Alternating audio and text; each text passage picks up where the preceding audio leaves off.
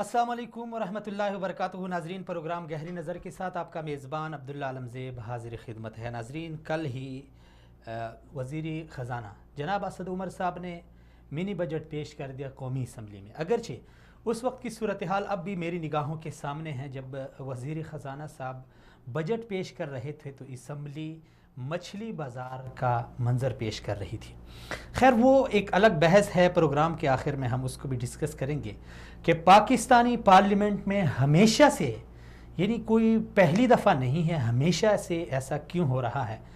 जिन लीडरान को हम अपने मसाइल की डिस्कशन के लिए, उनके हल के लिए मुंतखब करके पूरे पाकिस्तान से उनको भेजते हैं, वहाँ पे जब उनकी सूरत हाल हम देखते हैं तो दुख होता है। बहैसियत पाकिस्तानी अपनी लीडरशिप पे यानी हमें शर्मसार होना पड़ता है उन्हें देख के, उनकी आपस की ज़ुबान देख के, उनका जो किरदार देख के, वहाँ पे जो एक दूसरे की किरदार कुशी करते हैं, अपोजिशन का बेंच हो या हुकूमत का हो या कोई दूसरी तीसरी पार्टी हो, तो बड़ा दुख होता है। उस पर तो हम बात करेंगे। लेकिन असद उमर साहब ने बजट पेश कर दिया, मिनी बजट से कबल बहुत सारे लोगों का ये कहना था कि चूँकि पीटीआई हुकूमत ने आते ही महंगाई बढ़ाई है और जब मिनी बजट पेश होगा तो इस महंगाई में मज़ीद इजाफ़ा होगा और आवाम के ऊपर जो महंगाई का एक तूफ़ान वो बरपा है उसमें मज़ीद तेज़ी आएगी और मज़ीद इजाफ़ा होगा और मज़ीद आवाम महंगाई के बोझ तले दबेगी। लेकिन कल बिल्कुल खिलाफ तवक्को, यानी जो कहा जा रहा था, जो तज्ज़िये हो रहे थे, जो तबसरे हो रहे थे ख़ासकर मीडिया के ऊपर या फिर अपोजिशन की तरफ से या फिर हुकूमत के कुछ अपने ही लोग भी ये तहफ़्फ़ुज़ात का इजहार कर चुके थे कि मिनी बजट में ज़रूर बज़रूर कोई ऐसा टैक्स लागू होगा आवाम के ऊपर जो यकीनन आवाम की परेशानी में इजाफ़ा करेगा। लेकिन कल का बजट जब उन्होंने पेश किया तो उसमें आम आवाम के लिए बहुत सारी आसानियाँ पैदा की गई, बहुत सारे टैक्सेस जो पहले लग चुके थे या लगे थे और जो चलते आ रहे थे उनमें कमी हो गई है। तो आज हम कल के बजट के हवाले से बात करेंगे। लेकिन कल का बजट जब पेश हो रहा था उस वक्त भी अपोजिशन ने नारे लगाए, वहाँ पे वॉकआउट किया, जो कापियाँ उनको मिली थी बजट की वो फाड़ दी गई और उनका एक एतराज़ है, वो क्यों एतराज़ कर रहे थे उस बजट के ऊपर। और आज हम अपने मेहमानों के साथ, चूँकि हमारे ज़्यादातर मेहमान वो मुआशियात के माहिर हैं, उनके साथ हम डिस्कस करेंगे कि जो बजट लाया गया है ये अवाम दोस्त है या दुश्मन। तो डॉक्टर शाहिद हसन सिद्दीकी साहब हमारे साथ हैं। डॉक्टर साहब अस्सलाम वालेकुम। डॉक्टर साहब बहुत शुक्रिया। डॉक्टर साहब, कहा यह जा रहा था कि मिनी बजट आएगा तो आवाम के ऊपर टैक्सेस का बोझ मज़ीद बढ़ेगा और मज़ीद मुश्किलात का सामना होगा। लेकिन कल का जो बजट पेश किया है असद उमर साहब ने, उसमें बाज़ लोगों का भी जो पहला बयानिया था वो तब्दील हो गया है कि नहीं, काफ़ी सारी आसानियाँ हो गई हैं आम आवाम के लिए। आप बहैसियत माहिर मुआशियात कल के बजट को अगर आप मद्देनज़र रखें तो क्या कहेंगे? मैं आपसे अर्ज कर दूं कि इन्होंने इसको माशी इस्लाहात का पैकेज करार दिया था। जी। हालांकि ये माशी इस्लाहात का पैकेज कतई नहीं है, क्योंकि इसमें बुनियादी जो इस्लाहात करनी थी, स्ट्रक्चरल इस्लाहात, वो नहीं की गई जी। और मैं आपसे अगर ये अर्ज कर दूं कि तहरीक इंसाफ ने जो 100 रोज का अपना प्रोग्राम दिया था उसकी लैंग्वेज मैं आपको बता देता हूँ। जो इनका कमिटमेंट था कौम के साथ वो ये था कि अपने के पहले 100 रोज के दौरान मईशत की बाकी और कर्जों पर हिसाब कम करने के लिए अदल पर मबनी, जस्टिस पर मबनी, इंसाफ पर मबनी टैक्स पॉलिसी लागू की जाएगी जी। अब ये जो अदल पर मबनी टैक्स पॉलिसी है जो इस्लाम का भी तकाजा है, उसके लिए वफाकी काबीना भी तैयार नहीं है, कौमी असम्बली में इनके मेंबरान भी तैयार नहीं है और सेनेट में भी तैयार नहीं है। तो वो अदल पर मबनी पॉलिसी इन्होंने नाफिज नहीं की। और इसमें तो इन्होंने खुद कहा था कि अगर मईशत को बहाल करना है, कर्जों पर इन्हिसार कम करना है, तो अदल पर मबनी टैक्स पॉलिसी नाफिज करना जरूरी है। वो तो खुद कह रहे थे। वो इन्होंने 5 महीने के बाद भी नहीं किया और शायद 5 वर्षों तक भी नहीं करेंगे। इसका मतलब ये हुआ कि इसमें कारोबार के लिए जो उन्होंने सनतकारों को, ताजरों को, बरामद कुनंदगान को, स्टॉक एक्सचेंज को बहुत ज्यादा मराहत दी हैं, बहुत ज्यादा कंसेशन दिए हैं, इसीलिए वो सब के सब मुतमईन है। तो कोई शुबे की बात नहीं है। इसकी वजह से थोड़ी सी हमारी बरामदात जरूर थोड़ी सी बढ़ेंगी और हमारी जो है वो तिजारती खसारा भी कम होगा, लेकिन महंगाई बढ़ेगी, इसमें कोई शुबा नहीं है। कर्जों का बोझ बढ़ेगा, इसमें कोई शुबा नहीं है। आवाम की तकालीफ बढ़ेंगी, इसमें भी कोई शुबा नहीं है। और एक दूसरी जो परेशानी की बात है वो ये है کہ اس میں انہوں نے ایک ٹیکس ایمنسٹی دے دی ہے جی، جس کا انہوں نے وہاں ذکر نہیں کیا تھا، منی بل میں لکھا ہوا ہے. وہ ٹیکس ایمنسٹی میں یہ ہے، آپ کو پتا ہے کہ یہ شور چل رہا تھا کہ جی لوٹی ہوئی دولت ہم باہر سے واپس لائیں گے اور اس سے کو تعلیم اور صحت اور عوام پہ خرچ کریں گے. اب اس میں جو پچھلی ٹیکس ایمنسٹی تھی انہوں نے کہا تھا کہ ہم اس کی تحقیقات کریں گے.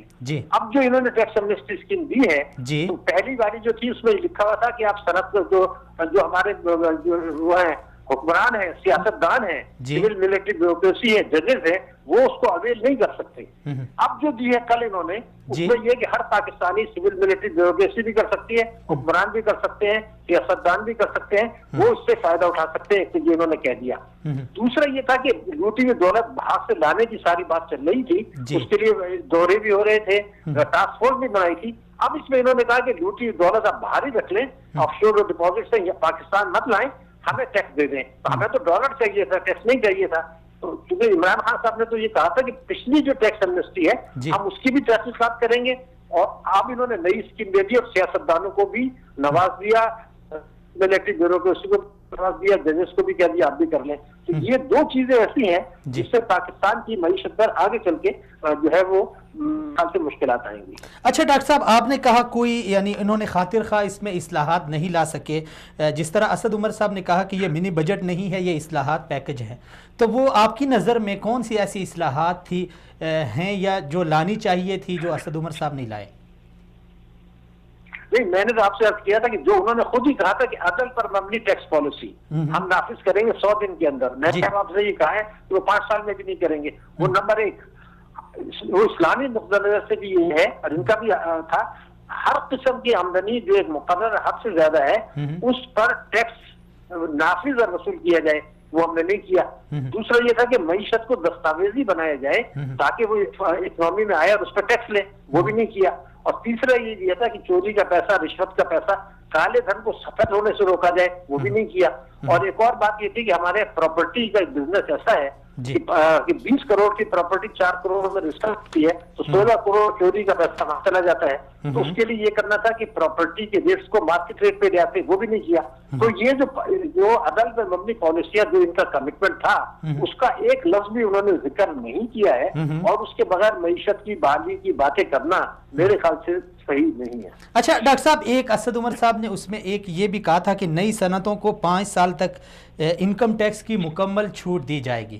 تو اس سے آپ کیا سمجھتے ہیں؟ یہ انہوں نے چھوٹ دے دی ہے تو اس سے پاکستان کی جو برآمدات ہیں وہ اس میں اضافہ ہو سکتا ہے؟ دیکھیے، میں نے آپ سے ابھی عرض کیا تھا، بالکل صحیح بات کی ہے کہ تاجر برادری کو، صنعت کاروں کو انہوں نے مراد دی ہیں اور اس سے برآمدات میں کچھ اضافہ ہوگا، ان سے امپورٹس میں کچھ کمی ہوگی. لیکن یہ اضافہ اور کمی اس لیے نہیں ہوگی کہ ہماری جو معیشت کو چیلنجز درپیش ہیں وہ کم ہو جائیں، وہ نہیں ہوں گے. بہتری کچھ یقیناً آئے گی، لیکن وہ بہتری جو ہے جو پاکستان میں فرض کیجئے پچھلے سال 37 ارب ڈالر کا تجارتی خسارہ تھا، اب وہ چند ارب ڈالر کم ہو جائے گا. لیکن ہوا یہ ہے کہ پچھلے 5 مہینے میں ہمارے جو ریزروز ہیں اسٹیٹ بینک کی اس حکومت کے دور میں وہ 5.2 ارب ڈالر گر گئے. اب 2 ارب سعودی عرب سے آ گیا، اس کے باوجود 3.2 ارب ڈالر ہمارے گرے ہیں اس حکومت کے دور میں. تو اب سعودی عرب سے کچھ پیسہ اگر 1 ارب ڈالر اس مہینے آ جاتا ہے، یو ای سے آ جاتا ہے، اب بھی اس سے کم رہے گا جو ان کو ورثے میں ملے تھے. تو یہ پریشانی تو رہے گی، لیکن برآمدات میں یقیناً اضافہ ہوگا، تجارتی خسارہ یقیناً کم ہوگا، لیکن چیلنجز کم نہیں ہوں گے، وہ برقرار رہیں گے. چلیں ڈاکٹر صاحب، بہت شکریہ، تھینک یو، آپ نے وقت دیا. ڈاکٹر صاحب چونکہ ماہر معاشیات ہیں، وہ بہتر سمجھتے ہیں، لیکن کل کا جو بجٹ پیش کیا گیا اس کے اوپر پھر عام عوام کی جو رائے سامنے آئی، چونکہ اس میں میں کچھ چیزیں جو میرے سامنے ہیں، جو کچھ نکات ہیں، اس کو میں آپ کے سامنے پڑھ کے سناتا ہوں، جس میں کافی حد تک جو عام عوام ہیں ان کے لیے آسانیاں پیدا کی گئی ہیں. لیکن پھر بھی ڈاکٹر صاحب کہتے ہیں کہ یہ عدل پہ یعنی عدل کو مد نظر رکھ کے پالیسی نہیں بنائی گئی. اس میں جو اسد عمر صاحب نے جو منی بجٹ یا اصلاحات پیکج جسے انہوں نے قرار دیا تھا، اس میں جو چیزیں انہوں نے یعنی سامنے لائے تھے، شادی ہالوں پر ٹیکس 15,000 کم. یعنی پہلے جب کسی نے شادی کرنی تھی تو شادی ہال کو 20,000 ٹیکس دینا پڑتا تھا ایک شادی کا، تو اس پہ 15,000 کم کے بھی صرف 5,000 کر دیا. گھر کے لیے قرض پر ٹیکس 19% کم. اس میں اسد عمر صاحب نے کہا کہ ہم پاکستانی عوام کے لیے قرض حسنہ کا اعلان کرتے ہیں. اس میں انہوں نے 5 ارب ڈالر جو ہے نا اس کو مختص کیے ہیں. 5 ارب. تو 5 ارب میں یہ ہے کہ پاکستان میں جو بندہ گھر بنانا چاہے تو حکومت اس کو قرضہ دے گی بلا سود. قرض حسنہ کے نام سے انہوں نے اسکیم کا اعلان کیا ہے. اب دیکھتے ہیں آگے کیا ہوتا ہے. 50,000 سے زائد رقم نکلوانے پر عائد ٹیکس ختم. پہلے یہ تھا کہ جب آپ بینک میں سے اپنے اکاؤنٹ میں سے اتنی رقم یا اس سے زائد رقم نکلواتے تھے تو آپ کے اوپر ایک مختص ٹیکس تھا جو لاگو ہوتا تھا.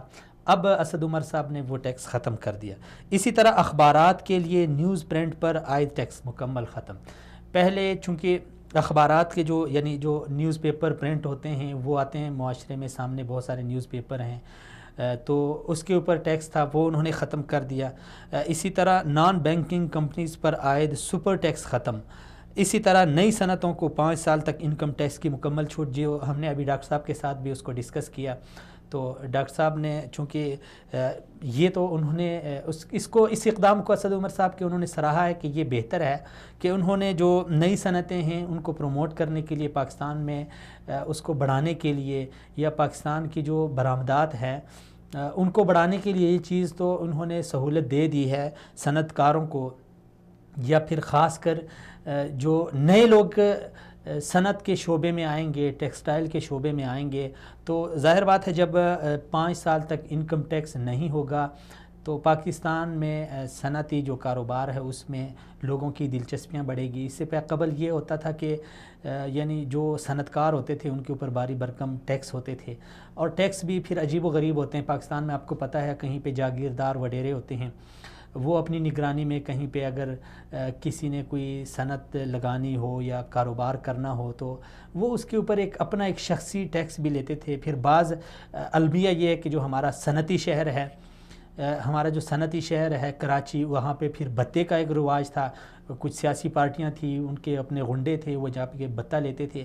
تو یہ چیز بھی نئی صنعتوں کو 5 سال تک انکم ٹیکس کی مکمل چھوٹ دے کے پاکستان میں جو صنعتی کاروبار ہے اس کو پروان چڑھانے کے لیے ایک اچھا اقدام ہے. اسی چیز کو ڈسکس کرتے ہیں آگے. میں جو نکات اسد عمر صاحب نے جو پیکیجز لائے ہیں ان کا میں آگے ذکر کروں گا. اس وقت برکت لون صاحب ہمارے ساتھ ہیں, وہ بھی ماہر معاشیات ہیں, ان کے ساتھ بات کرتے ہیں. السلام علیکم لون صاحب. جی وعلیکم السلام عبداللہ صاحب. لون صاحب بہت شکریہ, سلامت رہیں. لون صاحب, اسد عمر صاحب نے منی بجٹ کا کل اعلان کیا, انہوں نے پیش کیا. اگرچہ اس وقت کی صورتحال بڑی عجیب و غریب تھی کہ اپوزیشن نے بجٹ کی کاپیاں پھاڑ دی, وہاں پہ نعرے لگے, وہاں پہ اپوزیشن نے واک آؤٹ بھی کیا. لیکن بجٹ سے قبل سوال یہ ہے کہ بجٹ سے قبل بہت ساری گفتگو ہو رہی تھی, یعنی تحفظات اور خدشات کا اظہار کیا جا رہا تھا کہ منی بجٹ آئے گا تو مہنگائی مزید بڑھے گی, ٹیکسز مزید بڑھیں گے. جو بجٹ کل پیش ہوا وہ بالکل جو کہا جا رہا تھا اس کے یعنی برعکس پیش ہوا ہے. بہت ساری چیزوں میں چھوٹ دی گئی, ٹیکسز ختم کیے گئے. لیکن اب بھی آپ کیا سمجھتے ہیں, بعض لوگوں کا یہ اعتراض کہ یہ پالیسی جو ہے نا ابھی تک ان کی کلیئر نہیں ہے, معاشی پالیسی کلیئر نہیں ہے, اور یہ جو کچھ انہوں نے اعلانات کیے ہیں یہ اس میں کوئی خاص اصلاحات نہیں کی گئی ہے, جس طرح ابھی ڈاکٹر شاہد حسن صاحب نے بھی یہی بات کی ہے. تو کل کے بجٹ کو آپ دیکھ کے, اس سے قبل کے تبصرے تجزیے ان کو مد نظر رکھ کے آپ کیا کہیں گے؟ دیکھیں ڈاکٹر شاہد حسن صدیقی صاحب جو ہے نا وہ پاکستان کے no doubt top of the list economist میں سے ہیں, ماہر معاشیات میں سے ہیں, اس میں کوئی دو رائے نہیں ہے. جی. لیکن ڈاکٹر شاہد حسن صاحب کے ساتھ میرا کافی پرانا گہرا جو ہے نا, جب میں پاکستان میں تھا جب بھی ان کے ساتھ میرا ان کے ساتھ رہا ہے واسطہ, ان کے ساتھ تھوڑا سا ٹیکنیکل مسئلہ یہ ہے کہ جب بھی وہ تبصرہ کرتے ہیں تو جو سیٹنگ گورنمنٹ ہے ان کے جو ہے نا پالیسیز کے خلاف ہی زیادہ بولتے ہیں, یعنی تنقیدی ذہن ہے ان کا. تنقیدی, ہاں ان کا بالکل ہی جو ہے نا وہ ماہر معاشیات کم جو ہے, آڈیٹر زیادہ ہیں. تو یہ ان کے ساتھ تھوڑا سا ٹیکنیکل میں سمجھتا ہوں تھوڑا سا ہے. چلے وہ اصل میں برکت صاحب بعض لوگوں کو اپوزیشن میں رہنا پسند ہوتا ہے نا, وہ پسند کرتے ہیں. جی جی جی. نہیں, ڈاکٹر شاہد حسن صدیقی کو میں بہت ہی کلوزلی جانتا ہوں نا, ہماری بہت دفعہ سیٹنگ ہوئی ہے, بہت دفعہ ساتھ پروگرامز ہوئے ہیں جی ٹی وی چینلز میں بھی اور مختلف سیمینارز میں بھی, تو میں ان کو بہت ہی قریب جانتا ہوں. میرے اچھے دوست, اچھے बड़े सीनियर, अच्छे सीनियर हैं जी। अच्छा, अब बात ये है कि देखें जो खदशात थे या जो जिस तरह की जो मिनी बजट से पहले जो मामला चल रहे थे या जो अफवाहें थी कि जी अवाम पर टैक्सों का बोझ जो है ना गिराया जाएगा और ऐसा होगा वैसा होगा।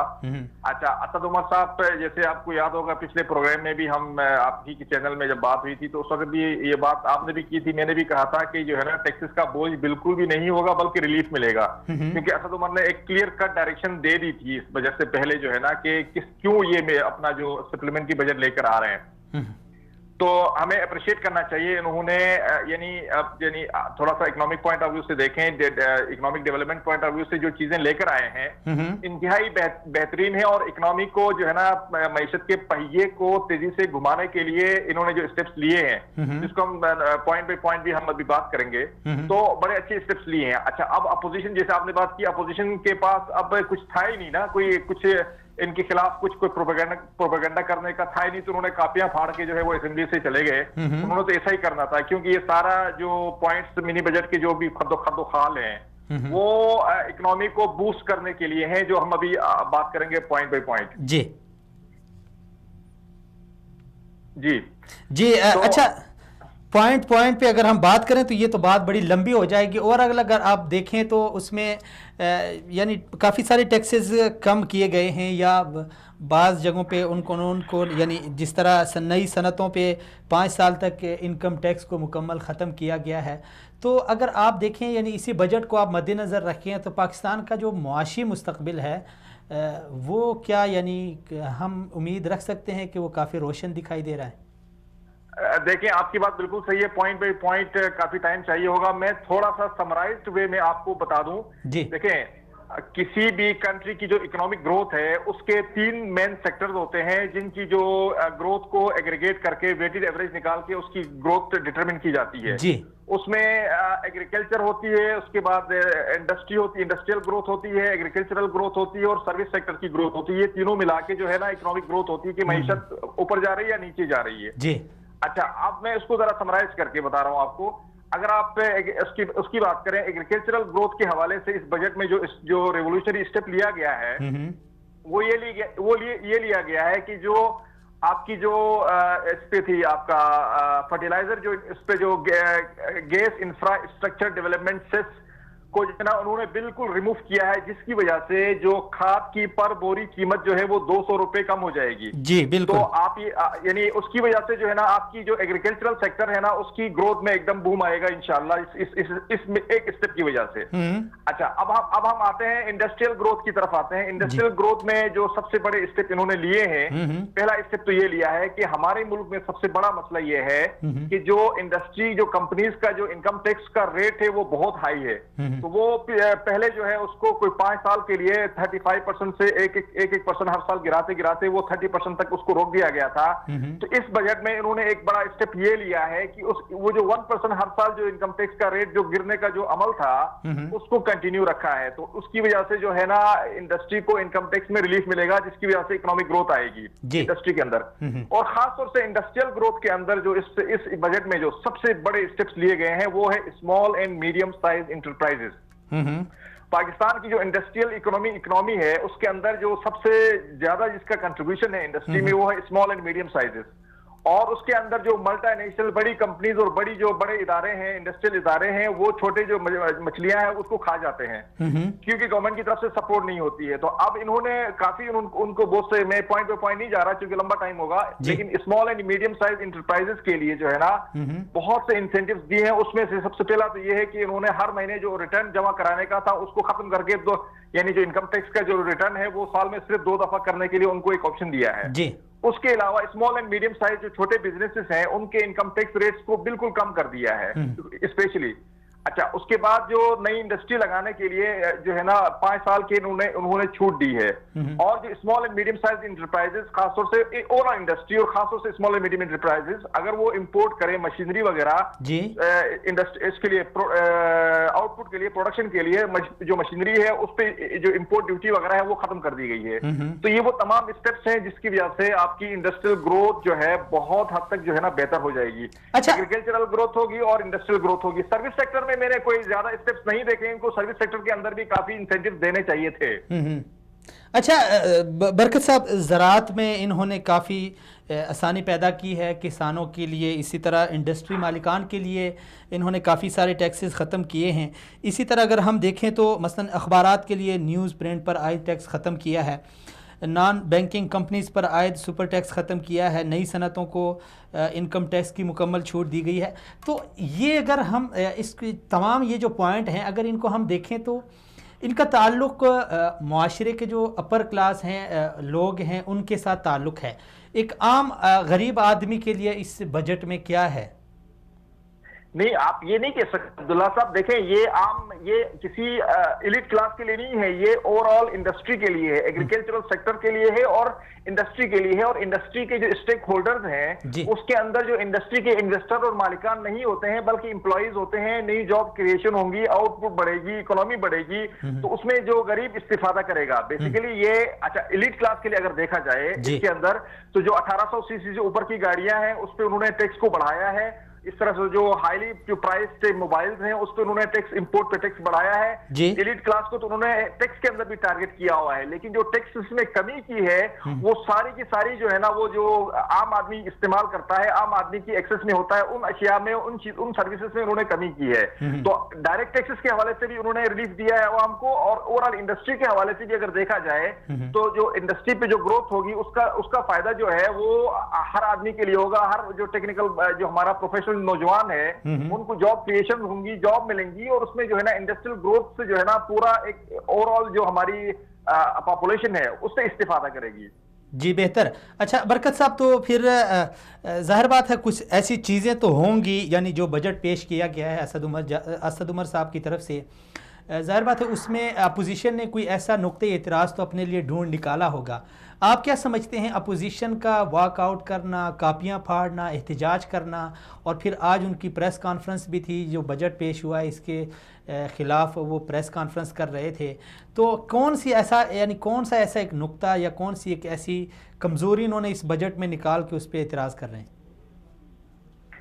دیکھیں اگر آپ سوشل میڈیا دیکھیں اور الیکٹرونک میڈیا بھی دیکھیں تو اپوزیشن اور اپوزیشن کے چند چیلے جو ان کو فالو کرنے والے ہیں وہ تو سب جو ہے ایسے بالکل خاموش ہیں جیسے جو ہے نا وہ اسپرے کیا ہوا ہے. تو ان کے پاس بیسیکلی دیکھا جائے تو کچھ بھی نہیں ہے. ابھی آپ ٹی وی ان کے ٹاک شوز بھی دیکھیں تو وہ مختلف طریقے سے دوسرے طریقے سے تو اٹیک کرنے کی کوشش کر رہے ہیں، لیکن بجٹ کے حوالے سے ان کے پاس کوئی ایسا ایک پوائنٹ بھی نہیں ہے کہ وہ یہ کہیں کہ انہوں نے عوام کو جو ہے نا اس میں جو وہ کیا ہوا ہے اوور برڈن کیا ہوا ہے. تو اپوزیشن کے پاس اس وقت خاص طور سے اس بجٹ کے حوالے سے کچھ بھی نہیں ہے. میرے حساب سے ان کے پاس ایک پوائنٹ بھی نہیں ہے جس کو وہ پکڑ کے یہ کہیں کہ وہ تو کوشش کر رہے ہیں ایک ایک لفظ ایک ایک اس کا جو ہے نا حرف کو وہ پڑھ کے کوشش کر رہے ہیں وہاں سے کچھ نکالا جائے اور کیچڑ اچھالا جائے اس بجٹ کے اوپر گورنمنٹ کو.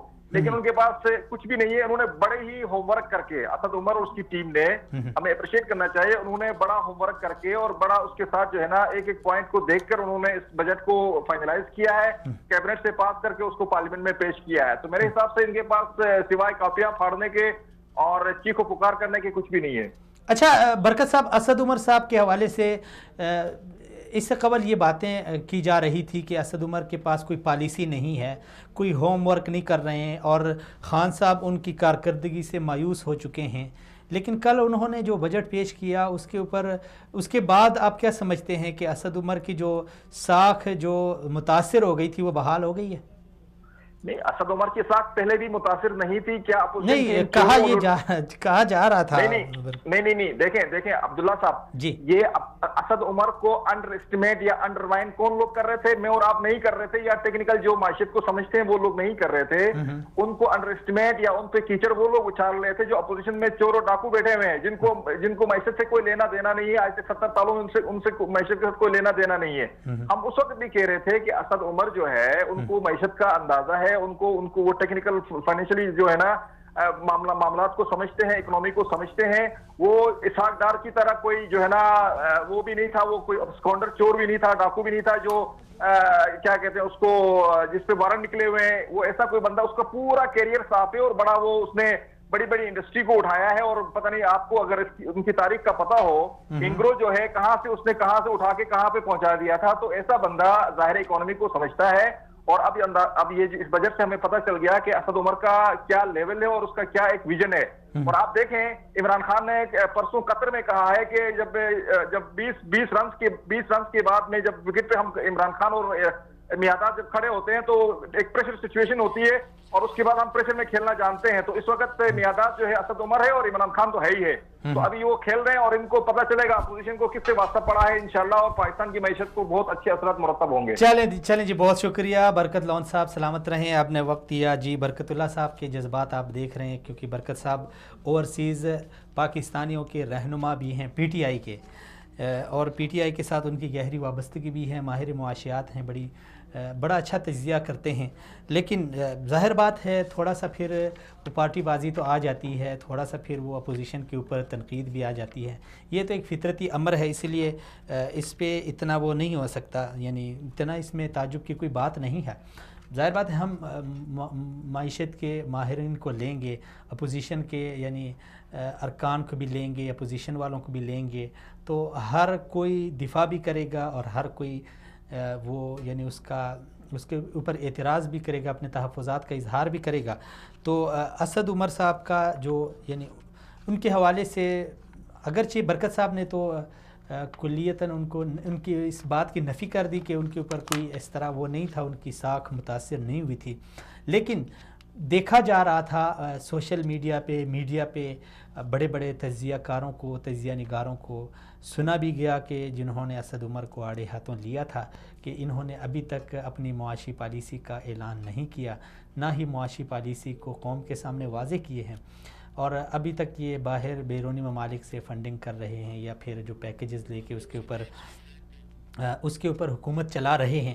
تو اپوزیشن کے اعتراضات کیا تھے اس بجٹ کے حوالے سے؟ تو اس وقت ہمارے ساتھ مسلم لیگ نون کے ایم این اے جناب محمد سجاد خان صاحب. السلام علیکم سر.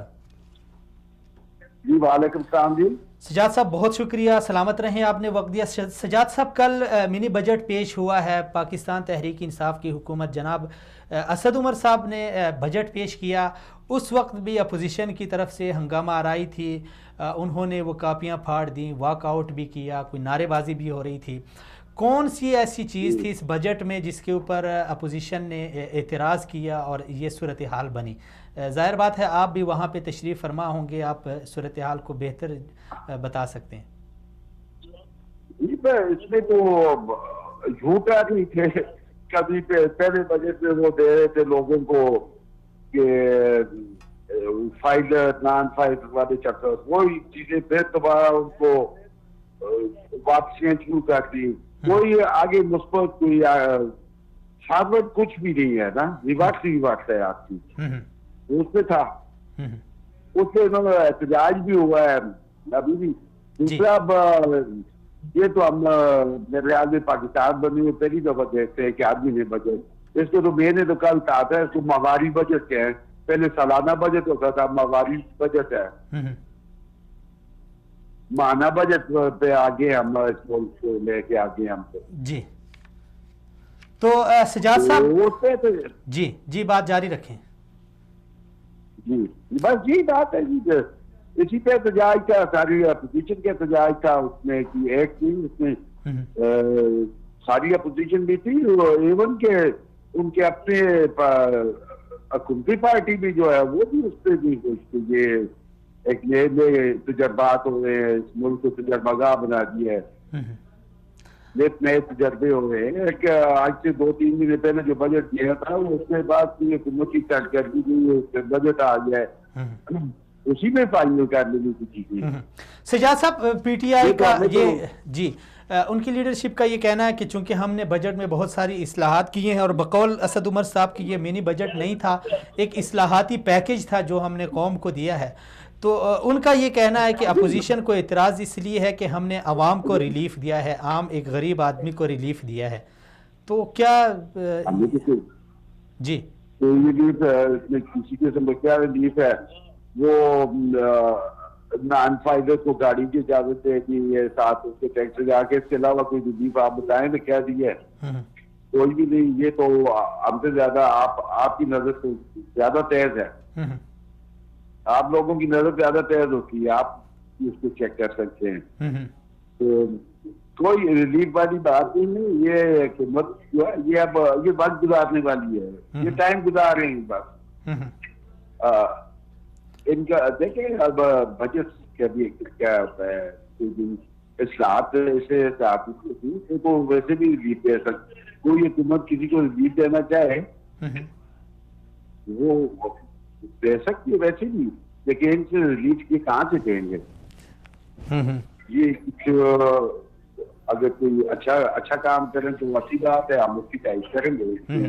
اچھا سجاد صاحب, ابھی اپوزیشن کا چونکہ آپ لوگوں نے اس بجٹ کو مسترد کیا ہے, تو کیا مستقبل کا لائحہ عمل ہے اپوزیشن کا؟ اپوزیشن کی جو پارٹیاں ہیں, جماعتیں ہیں, وہ کیا یعنی اپنے تحفظات, کیا اس بجٹ کے خلاف کوئی یعنی وہ بل لائیں گے قومی اسمبلی میں, کوئی احتجاج کریں گے, آواز اٹھائیں گے, کیا لائحہ عمل ہے اس پہ؟ نا جی, اس پہ الحمدللہ اپوزیشن کے پاس اس وقت بڑے منجے ہوئے لوگ بیٹھے ہوئے ہیں جی, پرانے لوگ ہیں. اس وقت میاں شہباز شریف کے شخص اپوزیشن لیڈر ہے, وہ جس طرح ان کا کار وہ کریں گے ہم اس کو فالو کریں گے. ہمیں ان کی قیادت پہ اتنا اعتماد ہے, ہمیں پتہ ہے وہ جس لائن پہ لے کے جائیں گے ہمیں وہ اس سے پورا یقین ہے کہ وہ ترقی والی ہے, جس ملک کی بہتری کے لیے کوئی لائن وہ وضع کریں گے. تو ان کی بتائی ہوئی ہر لائن کو ہم انشاءاللہ فالو کریں گے. تو ان کی بتائی ہوئی لائن متوقع طور پہ کیا ہو سکتی ہے, یعنی وہ اس بجٹ کو مسترد؟ یہ تو اب انہوں نے منڈے کو بلائی ہے پارلیمانی پارٹی کی کمیٹی, اس میں وہ جو کوئی بھی رابطہ دیں گے, کوئی لائے عمل جو بتائیں گے, اس میں اب قبل الوقت اس پہ نہیں کہہ سکتا انہوں نے کل کیا کہنا ہے. میں ابھی کچھ جو بعد میں آج کہہ دوں کل وہ نہ ہو دوسری ہو. یہ ہے کہ وہ ٹائم پہ جو بات سامنے آئے گی قیادت کی, جی, اور قیادت پہ ہمارا بھرپور اعتماد ہے کہ وہ اس ملک کو اچھی سمت پہ لے کے جانے والی قیادت ہے. تو ہم ان کو فالو کریں گے. وہ اب منڈے کو ہمیں دیں گے کوئی پروگرام. جی چلیں, ٹھیک ہو گیا, اس وقت تک ابھی نہیں. ٹھیک ہو گیا, بہت شکریہ سجاد صاحب. سجاد صاحب پارلیمانی لیڈر ہیں اور ایم این اے مسلم لیگ نون کے ہیں. یہ ہمارے سیاستدانوں کا ایک المیہ ہے کہ جن بیچاروں کو یہ نہیں پتہ ہوتا. مجھے یعنی حیرت ہو رہی ہے, آپ لوگوں نے سوشل میڈیا پہ ویڈیوز دیکھی ہوں گی, پنجاب اسمبلی کی بھی, سندھ اسمبلی کی بھی, اور ہماری قومی اسمبلی کی بھی. جب یہ ہمارے جو لیڈرشپ ہے, یہ جو ہمارے اراکین ہیں, یہ اسمبلی سے نکلتے ہیں تو میڈیا والے کبھی ان سے قومی ترانہ سنتے ہیں, وہ ان کو نہیں پتہ ہوتا. کبھی ان سے یہ پوچھا جاتا ہے, پچھلے سال اگر آپ نے ایک ویڈیو دیکھی ہو, اس میں ایک نمائندہ اراکین سے یہ پوچھتا ہے کہ آج بجٹ پیش ہوا, بجٹ میں کیا تھا, تو ان بیچاروں کو نہیں پتہ ہوتا. یہ ستو پی کے سوئے رہتے ہیں آخر والی نشستوں پہ. کچھ لوگ ہوتے ہیں اسمبلی میں, حکومت کے بھی اور اپوزیشن کے بھی, جو صرف وہاں تالیاں بجاتے ہیں. کچھ لوگ ایسے ہوتے ہیں جو وہاں پہ بینچ بجاتے ہیں. کچھ لوگ ایسے ہوتے ہیں جو وہاں پہ اپوزیشن کو جواب دیتے ہیں. یہ بیچارے جو ہے نا اسمبلی میں جا کے صرف اپنی اپنی جو ذمہ داری ہے وہ وہاں پہ ادا کرتے ہیں.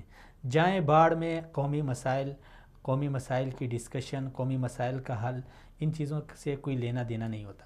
آپ کو میں یہ چیلنج کر کے بتا سکتا ہوں کہ اگر آپ جائیں, کل جائیں, یا قومی اسمبلی کا اجلاس آج بھی جا رہا تھا جب ہم اسٹوڈیو آ رہے تھے, آپ جائیں اجلاس کے بعد باہر کیمرہ لے کے, مائک لے کے کھڑے ہوں, اور جو اراکین نکلیں گے آپ ان سے پوچھیں کہ منی بجٹ پیش ہوا ہے اسد عمر صاحب کی طرف سے کل, اس میں کیا تھا.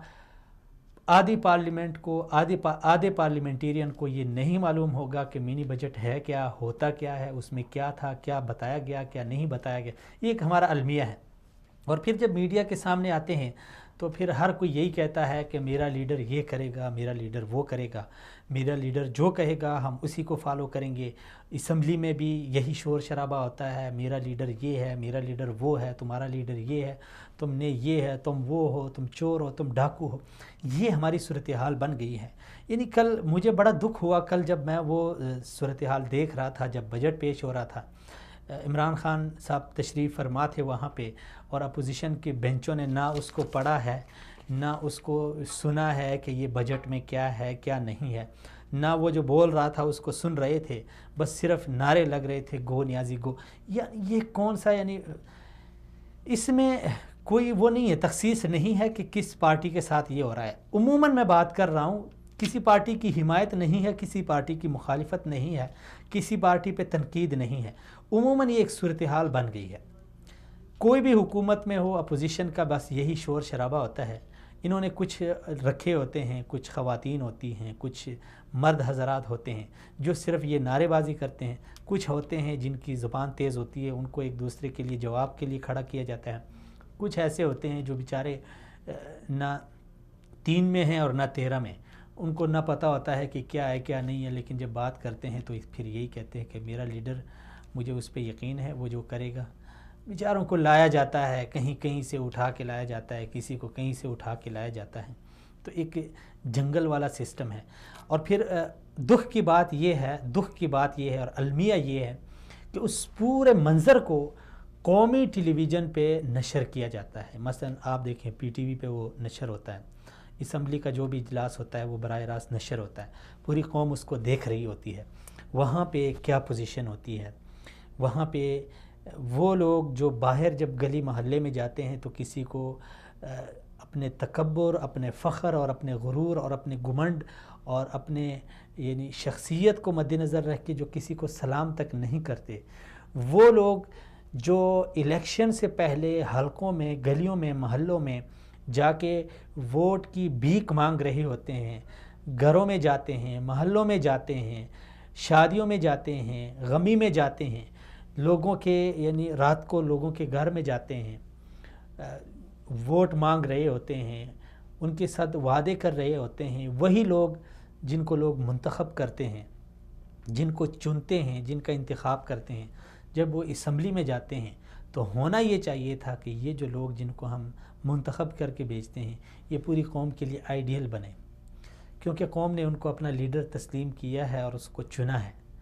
لیکن ہماری صورتحال یہ ہے، ہماری اسمبلی میں آپ جس بھی اجلاس کو اٹھائیں، یعنی آپ آج میری بات سن کے آپ آئندہ کے لیے کوئی بھی اجلاس جب ہو آپ اس کو دیکھیں، وہاں پہ آپ کو یہ چیز نظر نہیں آئے گی کہ یار یہ ایک قومی مسئلہ ہے، چلیں اس کے اوپر بات کریں.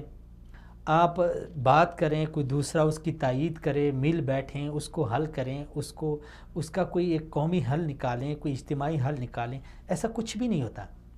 بس المیہ یہ ہے کوئی قومی مسئلہ ہو اس کے اوپر سیاست کی جاتی ہے. کہیں پہ کوئی لاش، خدا نخواستہ لاش پڑی ہو، اس پہ سیاست کی جاتی ہے. قومی مسائل پہ سیاست کی جاتی ہے. قوم کی تعلیم پہ سیاست ہو رہی ہے، صحت پہ سیاست ہو رہی ہے، پانی کے مسئلے پہ سیاست ہو رہی ہے، بجلی کے مسئلے پہ سیاست ہو رہی ہے، روڈ. یار اس میں سیاست والی کون سی بات ہے؟ آپ پاکستان کے نمائندے ہیں، آپ کا انتخاب ہی اسی لیے ہوا ہے کہ آپ قومی مسائل کو حل کریں. آپ جا کے وہ مسائل جو ہماری بنیادی ضروریات ہوتی ہیں، ہمارے جان اور مال کا تحفظ، یہ ریاست کی ذمہ داری ہے، یہ ان لوگوں کی ذمہ داری ہے جو وہاں پہ جا کے قانون سازی کرتے ہیں. اس کے لیے وہاں پہ جا کے ہماری جانوں پہ سیاست ہو رہی ہے، ہماری جو زندگی کی اہم ضروریات ہیں، بنیادی ضروریات ہیں، ان کے اوپر سیاست ہو رہی ہے اور جانوں کے اوپر سیاست ہو رہی ہے. مسائل کی ڈسکشن کے بجائے ایک دوسرے کے اوپر کیچڑ اچھالا جاتا ہے. اور افسوس کہ پھر یہ سارے مناظر قوم دیکھ رہی ہوتی ہے. دیکھ کے شرم آتی ہے کہ یار یہ بھی ہمارے لیڈر ہیں. دیکھ کے شرم آتی ہے کہ یار خود پہ لعنت برسانے کو دل کرتا ہے کہ ہم نے ایسے لوگوں کو پارلیمنٹ میں بھیجا ہے. یعنی آپ اسمبلی میں گئیں، آپ قوم کی بات کریں، آپ وہاں پہ بھی جائیں، میرے لیڈر نے یہ کیا، تمہارے لیڈر نے وہ کیا، تم چور ہو، ہم ایماندار ہیں، تم انسان ہو، ہم فرشتے ہیں، تم یہ ہو، ہم وہ ہیں. 2-4 گھنٹے اور کبھی کبھی نوبت یہاں تک آتی ہے کہ اٹھ کے ایک دوسرے کے گلے پکڑ رہے ہوتے ہیں، ایک دوسرے کی نسل کو ڈسکس کر رہے ہوتے ہیں، قومیت کو ڈسکس کر رہے ہوتے ہیں. جب آپ اس مقدس پارلیمنٹ سے اسی طرح قوم پرستانہ نعرے لگائیں گے، اسی طرح آپ قوم کو ٹکڑوں میں تقسیم کریں گے، اسی طرح آپ قومی مسائل کی بجائے اپنی شخصیات کو ڈیفینڈ کریں گے، اپنی پارٹیوں کو، اپنی لیڈرشپ کو ڈیفینڈ کریں گے، آپ کو کوئی حق نہیں ہے کہ آپ وہاں پہ بیٹھیں. آپ کو کوئی حق نہیں ہے کہ آپ قوم کے ٹیکس پہ महंगी महंगी गाड़ियाँ इस्तेमाल करें, सिक्योरिटी गार्ड इस्तेमाल करें, आप इस्लामाबाद और कौमी ख़जाने से कौम के घर इस्तेमाल करें, कौमी ख़जाने से आप इतने सारे यानी मुराद हासिल करें, और उसके बाद जाके आप कौमी मसाइल की बजाय अपनी शख्सियात को वहाँ पे डिफेंड कर रहे होते हैं। अजीब सी सूरत हाल है हमारे पाकिस्तान की, काबिल रहम है। बजट के हवाले से हम बात कर रहे थे, शायद बात किसी और जानिब मुड़ गई, और चूँकि ये कल से ये मनाजिर मैं देख रहा था, और आज भी ये नहीं है कि कल, मैंने आप नाज़रीन को कहा कि आज के बाद आप देखें कहीं भी, यानी जब भी इजलास हो कौमी असम्बली का, सूबाई असम्बली का, आप उसको देखें, आपको देख के दुख होगा, तकलीफ़ होगी कि ये हमारी लीडरशिप है। असद उमर साहब ने जो बजट पेश किया था, वो हम पहुंच गए थे कि सनती जोन की मशीनरी के ऊपर जो टैक्स पहले था, मसलन किसी ने कोई कारखाना लगाना है, उसके लिए ज़ाहिर बात है मशीनरी चाहिए, उसके लिए आलात चाहिए जदीद दौर के, या वो आपने हासिल करने हैं, उसके ऊपर पहले टैक्स होता था, यानी हुजम के एतबार से आपको टैक्स अदा करना था। अभी ये सूरत हाल है, अगर आप कहीं पे इसी तरह अपना एक सनती ज़ोन बनाना चाहते हैं, उसके लिए ज़ाहिर बात है वो फिर उस ज़ोन के हिसाब से आपको बस औक़ात हैवी किस्म की मशीनरी चाहिए होती है, बस औक़ात हल्की फुल्की जिस पे। अस्सलाम वालेकुम खर साहब। खर साहब बहुत शुक्रिया, थैंक यू, आपने वक्त दिया। खर साहब कल असद उमर साहब ने बजट पेश किया तो अपोजिशन ने वॉकआउट भी किया, उसके ऊपर एहतिजाज भी किया, और उसके ऊपर अपने तहफ़्फ़ुज़ात का इजहार भी किया। कौन सी वो ऐसी चीज़ थी जिसके ऊपर अपोजिशन ने ओवरऑल बजट को मुस्तरद किया अपोजिशन की पार्टियों ने, या फिर कोई ऐसे 2-4 नुकात थे जिनके ऊपर उनका एतराज़ है? सॉरी जी खर साहब, आपकी लास्ट बात में मेरी लास्ट बात आपकी समझ नहीं आई, रिपीट करें प्लीज। जी खर साहब आवाज़ नहीं आ रही आपको?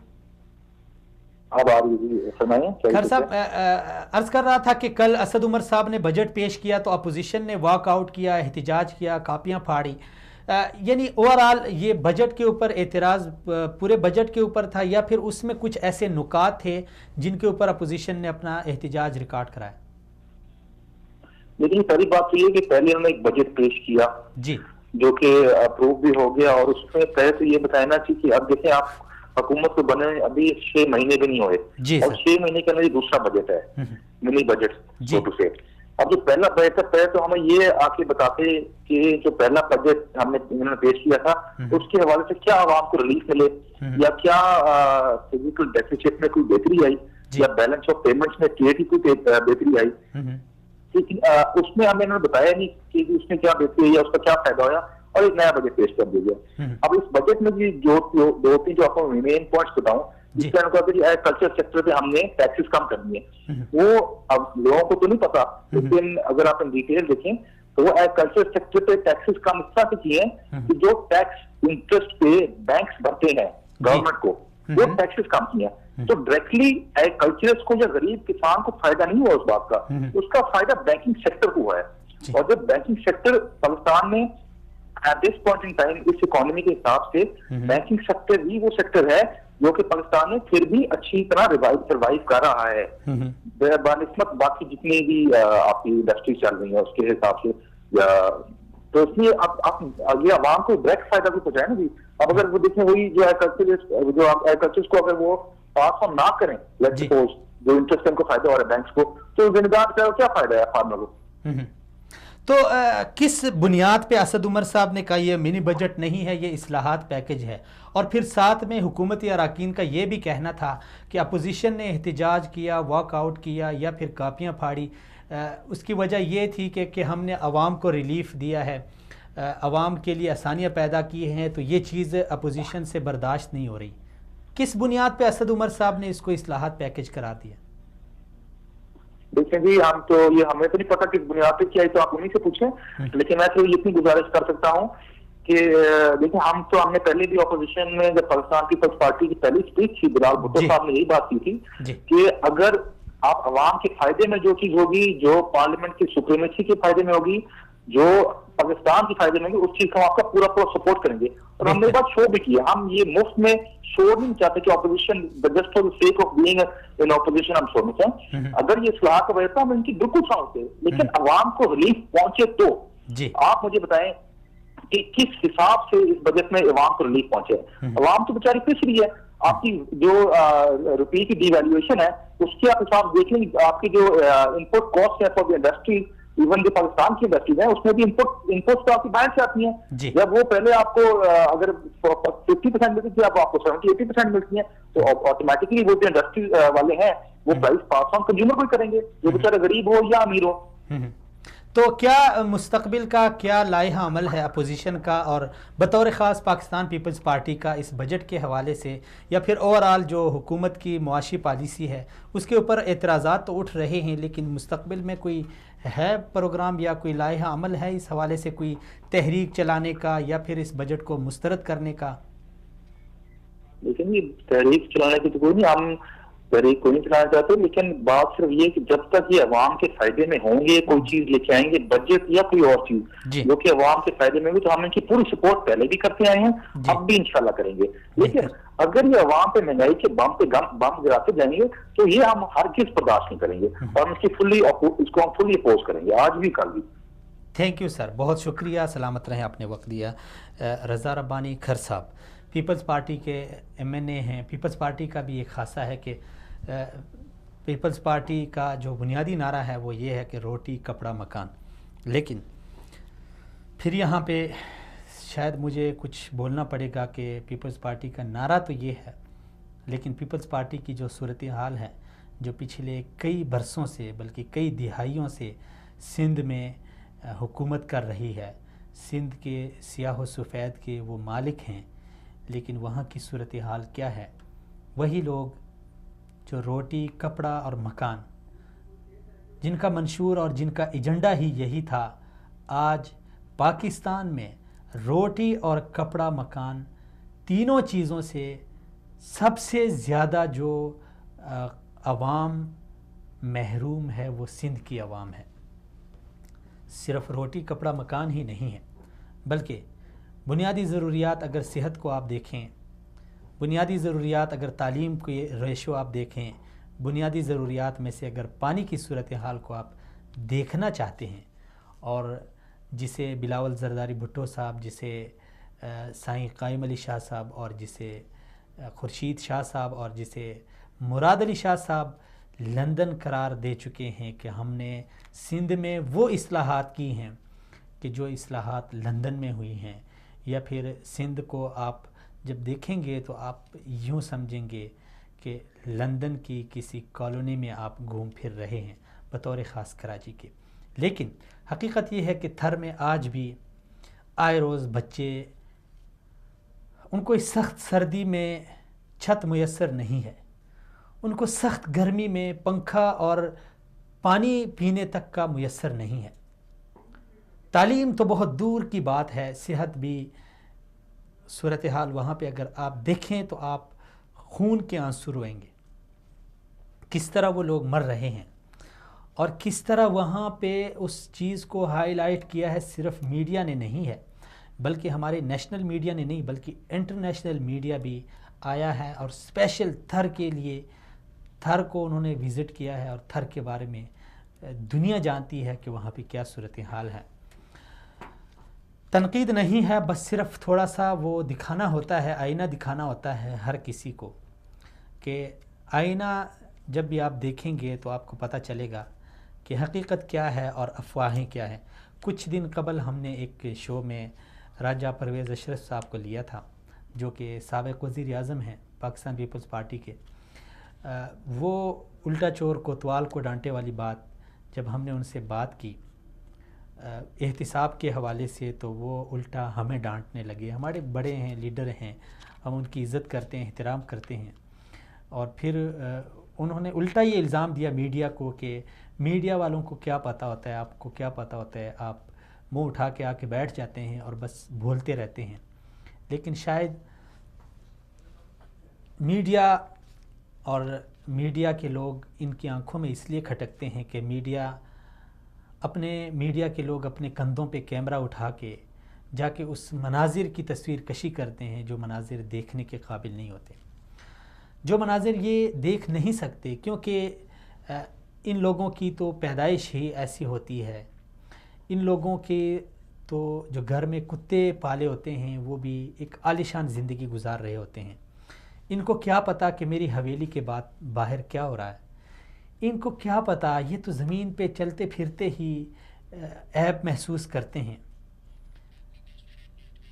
یہ تو زمین پہ چلتے پھرتے ہی آر محسوس کرتے ہیں. یہ ہواؤں میں اڑنے والے، ان کو کیا پتا کہ میرے پڑوس میں کیا ہو رہا ہے، جس علاقے میں میں رہ رہا ہوں وہاں 2-4 گلیاں 2-4 کلومیٹر فاصلے پہ کیا کچھ ہو رہا ہے. اور پھر افسوس کی بات یہ ہے کہ ایسے لوگوں کے جو ارد گرد کے جو لوگ ہوتے ہیں، جو ان کا حلقہ احباب ہوتا ہے، اس میں ہوتے بھی ایسے چمچے قسم کے لوگ ہوتے ہیں جو حقائق کو مسخ کر کے ان کو بتاتے ہیں. ورنہ شاید مجھے یاد نہیں پڑتا کہ پیپلز پارٹی کی کوئی لیڈرشپ جائے اور تھر کا وزٹ کرے. بھیج دیتے ہیں اپنے کسی چیلے کو، وہ جا کے وہاں پہ پہلے سے انتظامات کرتے ہیں، پہلے سے وہاں پہ کچھ لوگوں کو کرائے پہ لا کے وہاں پہ ماحول کو سازگار بنا کر پھر اس کی فوٹیج بنا کر آ کے اپنے آقا کو بتا دیتے ہیں. اور آقا پھر جب میڈیا کے سامنے آتے ہیں تو یہی کہتے ہیں کہ تھر میں جائیں، سندھ میں جائیں تو آپ یوں سمجھیں گے کہ آپ لندن میں یا پھر کسی اور بڑے ترقی یافتہ شہر میں گھوم رہے ہیں. تو یہ میڈیائی حقائق ہیں، یہ وہ زمینی حقائق ہیں جسے شاید تسلیم کرنے کے لیے ہماری لیڈرشپ تیار نہ ہوں. من حیث القوم ہم بھی اتنے بے حس ہو چکے ہیں کہ ہم اپنے مسائل کو، اپنی جو بنیادی سہولیات یا بنیادی ضروریات یا قومی ضروریات یا علاقائی ضروریات یا پھر جو قومی مفادات ہیں، انہیں بالائے طاق رکھ کے ہر شخص اپنی ذات کے لیے، اپنی شخصیت کے لیے، اپنی پارٹی کے لیے اور اپنے لیے سوچتا ہے. اور جب تک ہم اس طرح کی سوچ کے مالک ہوں گے تو پھر یہی ہم دیکھیں گے کہ پارلیمنٹ میں کھڑے ہو کے کوئی ہمارے مسائل کو ڈسکس کرنے کی بجائے کوئی بلاول بھٹو کو ڈسکس کرے گا، اس کو ڈیفینڈ کرے گا، اس کا دفاع کرے گا، تو کوئی زرداری صاحب کو، تو کوئی نواز شریف صاحب کو، تو کوئی عمران خان صاحب کو، کوئی کسی اور کو. پھر اوپر سے نیچے ہمارا المیہ یہی رہے گا. جی ناظرین، تو اسد عمر صاحب کے بجٹ کے حوالے سے جو انہوں نے کل پیش کیا، اس سے حوالے سے اپوزیشن کی رائے بھی آ گئی. عوامی جو رائے ہے شاید وہ فی الحال ابھی تک جو میرے مطابق وہ یہ ہے کہ عوامی رائے یہ ہے کہ چونکہ پہلے عوامی رائے یہ تھی کہ اسد عمر صاحب کے پاس کوئی معاشی پالیسی نہیں ہے، اور چونکہ آتے ہی پاکستان تحریک انصاف نے یہ دوسرا بجٹ پیش کیا ہے، تو پہلے بجٹ میں بھی انہوں نے کچھ خاص پیکیجز نہیں دیے تھے بلکہ مہنگائی بڑھی تھی. اس بار پھر یہی کہا جا رہا تھا کہ اس بجٹ میں مزید مہنگائی بڑھے گی، لیکن بجٹ جب پیش کیا گیا اس میں کافی سارے ٹیکسز وہ کم ہوئے ہیں اور کافی ساری چیزوں میں سہولت ملی ہے کسانوں کو یا پھر عام صنعت کاروں کو، ٹیکسٹائل مالکان کو، یا پھر عام ایک غریب آدمی کے لیے مثلا بہت ساری چیزیں ہیں. چھوٹے موبائل فون پہ ٹیکس کم ہوا ہے. اسی طرح جو بندہ گاڑی خریدنا چاہتا ہے 1800 cc تک تو اس پہ ٹیکس نہیں ہے. اسی طرح جو بڑے لوگ ہیں مہنگے فون خریدتے ہیں یا بڑی گاڑیاں خریدتے ہیں ان کے اوپر ٹیکس مزید بڑا ہے. تو دیکھتے ہیں کیا ہوتا ہے. ابھی تو آج دوسرا دن ہے، ابھی تو اپوزیشن کا بیانیہ بھی کھل کے سامنے نہیں آیا کہ اس بجٹ کو مسترد کریں گے یا اس کی حمایت کریں گے. دیکھتے ہیں آئندہ ہونے والے دنوں میں کیا ہوتا ہے. اللہ کرے پاکستان کی معیشت مستحکم ہو اور پاکستان کا مستقبل روشن ہو. ایک بات یہ بھی ایک خوش آئند ہے کہ پاکستان میں الحمدللہ امن و امان کی صورتحال بہتر ہو رہی ہے، جس سے پاکستان میں بیرونی سرمایہ کاروں کا ایک رجحان بڑا ہے، جو کہ پاکستان کے لیے، پاکستانی معیشت کے لیے اور خوشحال مستقبل کے لیے ایک خوش آئند بات ہے اور اچھی یعنی خبر ہے اور پر امید خبر ہے کہ پاکستان کی معیشت مستحکم ہوگی، پاکستان کا مستقبل روشن ہوگا. خدا کرے کہ میری عرض پاک پر اترے وہ فصل گل جسے اندیشہ زوال نہ ہو. اجازت دیجیے ناظرین اپنے مہمان عبداللہ عالم زیب، اپنے میزبان عبداللہ عالم زیب کو اگلے پروگرام میں پھر سے اب ناظرین کے ساتھ ملاقات ہوگی. تب تک کے لیے اللہ حافظ.